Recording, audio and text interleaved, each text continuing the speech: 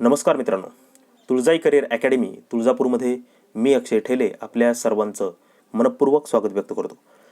तर आज आपण या ठिकाणी हिंदुस्तान पेट्रोलियम कॉर्पोरेशन लिमिटेडमध्ये ज्या विविध प्रकारच्या पोस्ट वॅकन्सीज निघालेल्या आहेत त्या संदर्भामध्ये चर्चा करणार आहोत. तत्पूर्वी आपण सर्वांना मी विनंती करतो की ज्यांनी कोणी तुळजाई करिअर अकॅडमीला सबस्क्राईब केलं नसेल त्यांनी कृपया सबस्क्राईब करावं. त्याचबरोबर सबस्क्राईब नावाच्या पुढची नोटिफिकेशनची बेल आयकॉन प्रेस करून आपण येणारे नोटिफिकेशन मिळू शकता. चला मग ह्या ॲडव्हर्टाईजमेंटमध्ये काय काय आहे महत्त्वाच्या सर्व गोष्टींचा धावता आढावा आपण घेऊया.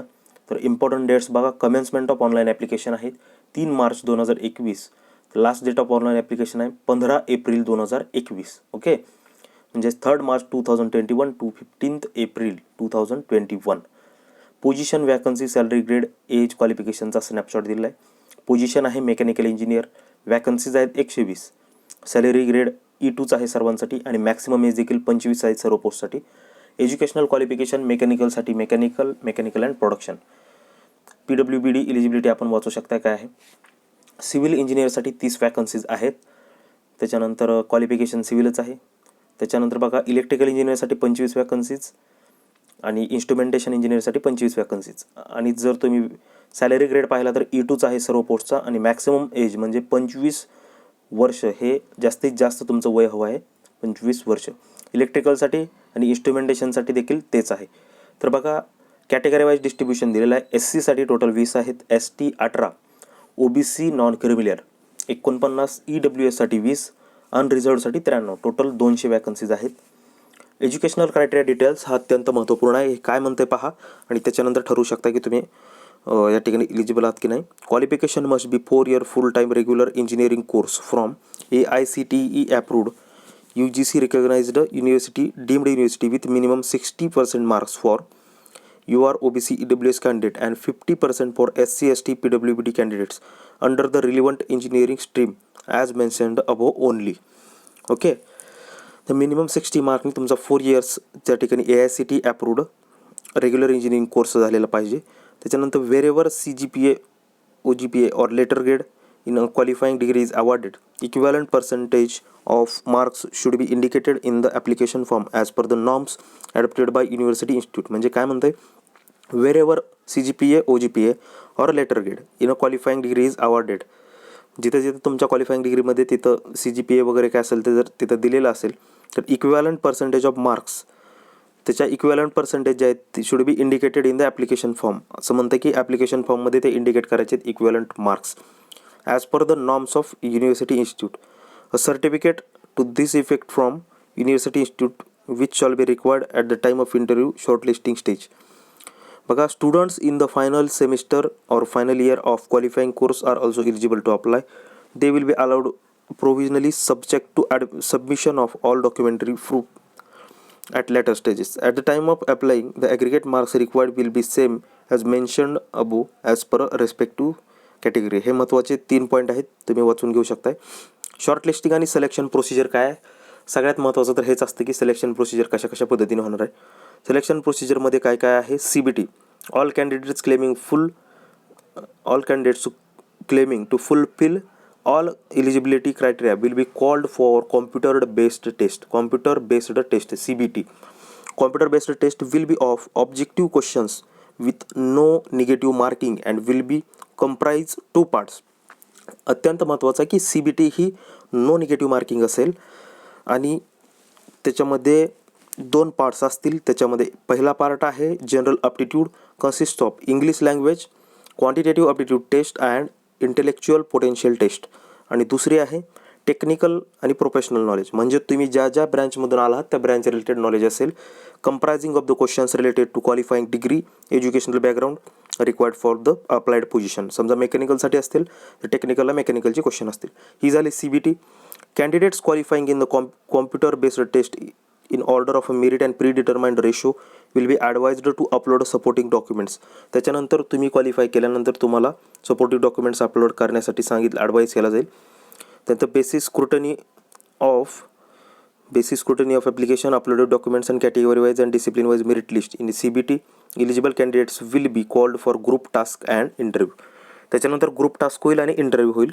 Candidates must secure minimum qualifying marks in each of the stages that is CBT computer based test, group task and personal interview to be considered for further selection process. म्हणजे respective category of the exam stages जे आहेत, computer based taste असेल, group task असेल, personal interview असेल, त्या प्रत्येक स्टेजेसमध्ये minimum qualifying marks decide केलेले असतील. ते खालील आपण डिस्कस करणार आहोत. ते तुम्हाला मिळवणं बंधनकारक असेल. त्याच्यानंतर आहे a category and discipline wise merit list will be drawn for all candidates who qualify in all the stages. Computer based test plus group task plus personal interviews and offer of appointment would be as per the category and discipline wise vacancies available.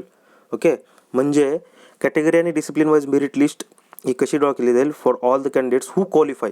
तिन्ही stage म्हणजे जे candidates qualify झालेले असेल, म्हणजेच CBT असेल, त्याचे म्हणजेच computer based test, group task, personal interview and offer of appointment कशा पद्धतीने दिले आहेत. क्वालिफाय झाल्यानंतर ज्या कॅटेगरी वाईज कट ऑफ असेल तो कट ऑफ क्रॉस करणाऱ्या विद्यार्थ्यांना त्या ठिकाणी दिलं जाईल, जशी की आपली नॉर्मल प्रोसेस असते त्यानुसार. आता त्या ठिकाणी कसं वेटेज कन्सिडर केलं जाईल फायनल कट ऑफ बनवत असताना. बघा, CBTचे जे तुमचे मार्क्स असतील त्याला 85% वेटेज असेल. 85%, बरोबर. याचा अर्थ काय, टोटल वेटेज असतं 100%, त्याच्या 85% वेटेज CBTला असेल.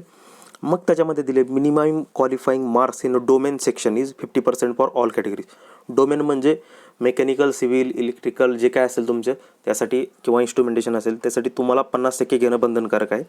मिनिमम क्वालिफाईंग म्हणते, मिनिमम, आणि कट ऑफ त्याच्यावरती जाऊ शकतो. Minimum qualifying overall marks, minimum qualifying overall marks that is general aptitude and technical, म्हणजे दोन्हीत मिळून तुम्हाला 60%, 60% for UR-EWS and 54% for SC, ST, PWBD, OBC, NC या सर्वांसाठी 54% आहे. ग्रुप टास्कमध्ये 5% वेटेज आहे फक्त, म्हणजे 85 अधिक 5 90% झालं. ग्रुप टास्कमध्ये 5% आणि मिनिमम क्वालिफाईंग मार्क्स 40% आहेत. म्हणजे जेवढे मार्क्स ग्रुप टास्कला असतील त्याच्या 40% मिनिमम मार्क पडणं तुम्हाला अपेक्षित आहे क्वालिफाय होण्यासाठी. मात्र तिकडे फायनल मेरिटमध्ये कन्सिडर करताना फक्त 5% वेटेज ग्रुप टास्कला दिलं जाईल. तर लक्षात घ्यायचं आहे की मिनिमम क्वालिफाईंग मार्क्स 40% आहेत UR-EWSला आणि 33.33% SC, ST, PWBD आणि OBC, NC म्हणजेच OBC नॉन क्रिमिलियर. पर्सनल इंटरव्ह्यूला 10% वेटेज आहे, म्हणजे 90 अधिक 10 100 झालं. फायनल कॅल्क्युलेशनचं बोलतोय मी, फायनल कॅल्क्युलेशनमध्ये 10% वेटेज आहे. पण इंटरव्ह्यूला मिनिमम क्वालिफाईंग मार्क्स 40% पाहिजेत UR आणि EWSसाठी, आणि 33.33% for category SC, ST, PWBD आणि OBC, NC, OBC नॉन क्रिमिनलसाठी. तर बघा, रेस्पेक्टिव्ह कॅटेगरीजमध्ये वेटेज दिलेलं आहे आणि मिनिमम क्वालिफाईंग मार्क्स दिलेत. मिनिमम क्वालिफाईंग मार्क्स तर तुम्हाला क्रॉस करावेच लागतील, आणि वेटेज जे दिलेलं आहे ते फायनल कट ऑफमध्ये कन्सिडर करण्यात येईल. आता फायनल स्कोरिंग बघा, फायनल स्कोरिंगमध्ये पण परत त्यांनी क्रायटेरिया लावलेला आहे. Minimum qualifying marks 60% for, minimum qualifying marks 60% for UR-EWS, जसं इथं कॉम्प्युटर बेस्डमध्ये 50% होते डोमेन सेशनला, आणि टोटल ओव्हरऑल 85% होते. तसं फायनल स्कोरिंगला 60% पाहिजेत UR आणि EWSसाठी, आणि 54% for SC, ST, OBC, NC, PWBD in combined scores of CBT plus group task plus interview. Pay scale दिलेला आहे E2 ग्रेड आहे. ₹50,000 to 1,60,000. Cost to company CTC approx 15.17 lakhs.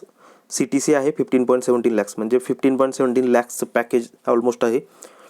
त्यानंतर मेडिकल एक्झाम होईल, ते तुम्ही वाचू शकताय. प्लेसमेंट, पोस्टिंग कुठं होणार आहे, प्रोबेशन आहे, रिटेन्शन अमाऊंट आहे, ते तुम्ही पॉज करून किंवा वेबसाईटवरून तुम्हाला ॲड मिळेल ते वाचू शकताय. महत्त्वाच्या गोष्टी तर हे केलेल्या आहेत आपण. रिझर्वेशन, कन्सेशन, रिलॅक्सेशन पण दिलेले आहेत, ते पण वाचू शकता. फक्त आता एक्झामची फीस वगैरे किती आहे ती पाहून घ्यावी लागेल. ॲप्लिकेशन प्रोसेस काय आहे बघा, 3 मार्च ते 15 एप्रिलपर्यंत चालू राहणार आहे. त्याच्यामध्ये candidate required to apply online, the website दिलेली आहे hpcl.co.in after reading detailed advertisement. त्याच्यानंतर फीस आहे बघा, UR, OBC नॉन क्रिमिनल EWSसाठी ₹1180 आहे फीस विथ GST, आणि SC, ST, PWBD are exempted from the payment. SC, ST आणि PWBD कॅन्डिडेट्सला फीस नाही आहे. Your transaction is successfully completed, काय दिले बघा, payment mode debit, credit card, UPI, net banking. On paying application fee the payment status will be automatically change to your transaction is successfully completed on successful receipt of fees. All candidates must ensure that payment status is completed, as transaction will be considered incomplete in case of any other payment status. Once the payment is done, candidates are required to take print of acknowledgement of payment and preserve the same for future reference. No other mode of payment than those mentioned in the above will be accepted. म्हणजे ऑनलाईनच payment आहे, आणि complete status आले तरच तुमचा form submit होईल, म्हणजे your transaction is successfully completed. Application fees once paid cannot be refunded, हे तर माहितीच आहे. जनरल इन्स्ट्रक्शन वाचून घ्या. आपण फक्त सिलेक्शन प्रोसिजर, इलिजिबिलिटी, फीस आणि फॉर्मच्या तारखा हे महत्त्वाचं होतं. बाकीचं तुम्ही स्वतःहून वाचू शकता ॲडव्हर्टाईजमेंट डाउनलोड करून. ओके, ह्याच्या तयारी वगैरे, बुक्स, कशा पद्धतीचा सिलेबस आहे, पॅटर्न, याची चर्चा आपण परच्या भागामध्ये करूया. तत्पूर्वी व्हिडिओ आवडला असेल तर लाईक करा, शेअर करा, चॅनलला सबस्क्राईब करा आणि सबस्क्राईब नावाच्या पुढचं नोटिफिकेशनचं बेल आयकॉन प्रेस करून अपडेट्स आपण येणारे मिळवू शकता. ओके, मी आपली रजा घेतो. धन्यवाद.